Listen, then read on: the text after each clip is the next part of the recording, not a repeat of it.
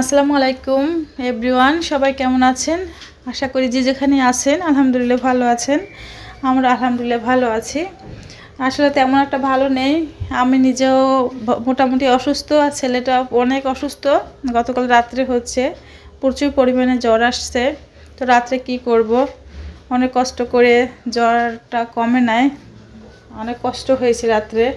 সারা রাত্র তো একটু ঘুমাইতে পারি নাই, আর ছেলের তো অবস্থা খুবই খারাপ ছিল। সকালবেলা উঠে ছেলের বাবা ওষুধ কিনে দিয়ে তারপর সে অফিসে গেছে। তো এখন একটু সুস্থ, তারপরও জ্বরটা আসতেছে আবার যাইতেছে।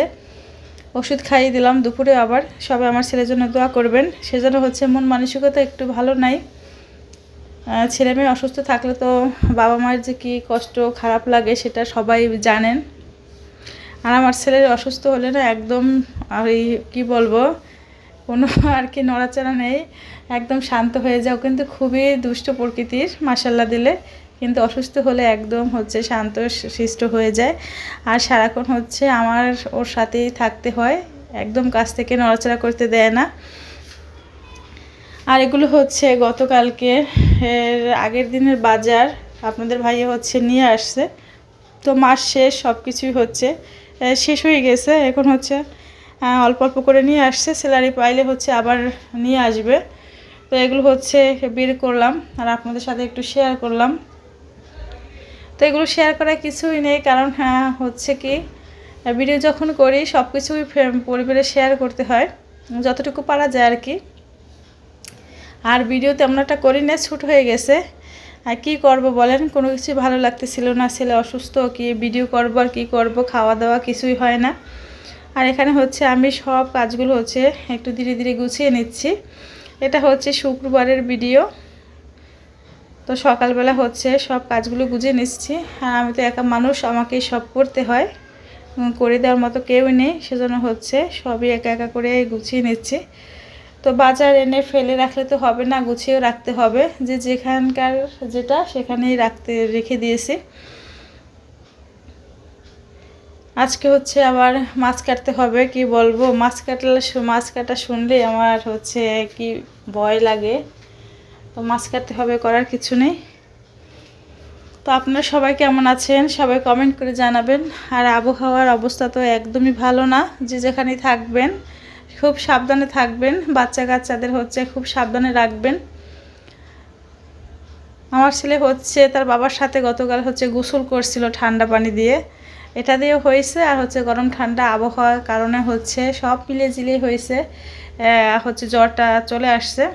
তো সবাই একটু সাবধানে থাকবেন, বাচ্চাদের একটু সাবধানে রাখবেন, কারণ আবহাওয়া খুবই খুবই খারাপ। আজকে তো আবহাওয়া একদমই খারাপ, কি বলবো। আমার মনে সব ডিস্ট্রিক্টই একই অবস্থা আবহাওয়ার। আমার মনে হয় নিম্নচাপ চলতেছে। পানি আবার কতদূর কি ওঠে, কতদূর কি গড়ায় পানি, আবার আল্লাহ যা ভালো জানে।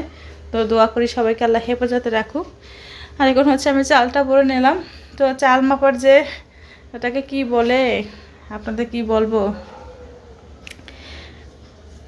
এখন আমার মনে পড়তেছে না ওটাকে কি বলে। চাল যেটা দিয়ে মাপে, এটা আমার শাশুড়ি মা দিছিল। তো আমার যখন ঢাকা আসছি প্রথম, তো শাশুড়ি মায়ের চাল মাপার মগিটা দিয়ে আমি চাল মাপি সবসময়। তো কতটুকু কী হয় সেটা জানি না, কিন্তু একটা আন্দাজ হয়ে গেছে যে কতটুকু আমরা দুজন মানুষ কতটুকু লাগে সেই হিসাবে। আর এখানে নাস্তা প্রচুর পরিমাণে গরম, কি নাস্তা বানাবো কি করব বুঝতেছি না। রান্নাঘরে প্রচুর পরিমাণে গরম, কি করব, খুব প্রচুর পরিমাণে গরম আর কি। এখন স্যান্ডউইচ বানিয়ে দিচ্ছি, ওই যে ফাঁকিবাজি স্যান্ডউইচ, সেটা কী করব, পাউরুটি দিয়ে ডিম পোস্ট করে তার ভিতরে দিয়ে স্যান্ডউইচ বানিয়ে দিলাম।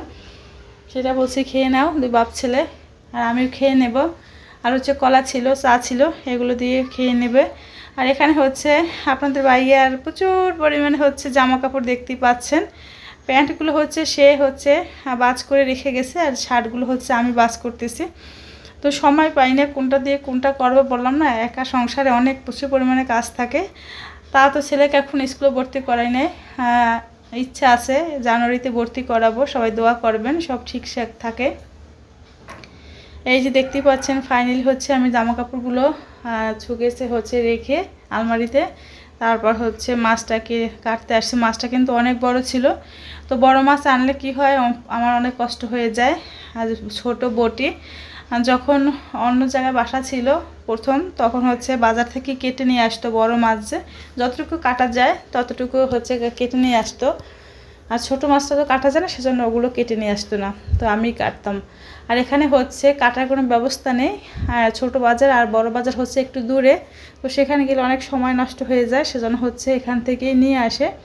আর কাটাকুটি করতে পারে না, তো আমার কষ্ট করে হচ্ছে কাটতে হয়। তো মাছ কাটবো হাত কাটবে না সেটা কি হয়, সব সময় হচ্ছে আমার হাত কেটে যায়, সেজন্য হচ্ছে আপনাদের ভাইয়া খুব বকাবকি করে, একটু কাটে না, প্রচুর পরিমাণে হাত কেটে যায় আমার। আর এখানে হচ্ছে চিচিঙ্গা রান্না করতেছি চিংড়ি মাছের আলু দিয়ে। এভাবে রান্না করলে কিন্তু খুব মজার হয়। আর সেই রুই মাছ বিখ্যাত, কেটে কুটে ভালোভাবে পরিষ্কার করে রান্না করলাম, ভুনা ভুনা করতেছি। তো মাছটা ভুনা করলে কিন্তু খুব মজার হয়। আর শীতের যখন আসবে তখন কিন্তু সবজি দিয়ে খেতে খুবই মজার হয়। এই যে ফাইনালি আমার মাছ সবজি রান্না করা হয়ে গেছে। আর হচ্ছে ওই যে শাক কাটছিলাম ওটাও রান্না করে ফেলছি। আর হচ্ছে বলছেন আমি একটু অসুস্থ, হাঁটতে পারতেছি না, কোমরে প্রচণ্ড ব্যথা। তারপরে হচ্ছে একটু বাহিরে বের হয়েছি, বাসার ভিতরে একদম ভালো লাগতেছিল না। ছেলেও হচ্ছে বাহিরে যাবে, একদম আপনাদের বাড়ি হচ্ছে একদম সময় পায় না, হচ্ছে বলতেছি চলো বের হইলাম। এক উদ্দেশ্যে হচ্ছে বের হয়েছে, যাব কাশফুল দেখতে। সেখানে না গিয়ে হচ্ছে সন্ধ্যা হয়ে গেছে, চলে গেলাম আর এক জায়গায়। সেটা আপনাদের সাথে শেয়ার করি না, সন্ধ্যা হয়ে গেছে কি আর শেয়ার করব। আর এখন আপনাদের দেখাবো প্রাকৃতিক দৃশ্য। এখন কিন্তু আমরা চলে আসছি এটা গ্রাম সাইডে, আলহামদুলিল্লাহ খুবই সুন্দর একটা জায়গা, এরিয়া খুবই ভালো লাগে। দিনের বেলা গেলে হয়তো আপনাদের সাথে শেয়ার করতে পারতাম। কাশফুল আমার মনে হয় সবার কাছে ভালো লাগে। আজকের ভিডিওটা এ পর্যন্তই। সবাই ভালো থাকবেন, সুস্থ থাকবেন, আমাদের জন্য দোয়া করবেন। আর প্রাকৃতিক দৃশ্য দেখতে থাকেন, ভালো লাগলে লাইক কমেন্ট শেয়ার করবেন, সাবস্ক্রাইব করবেন। আল্লাহ হাফেজ, আসসালামু আলাইকুম।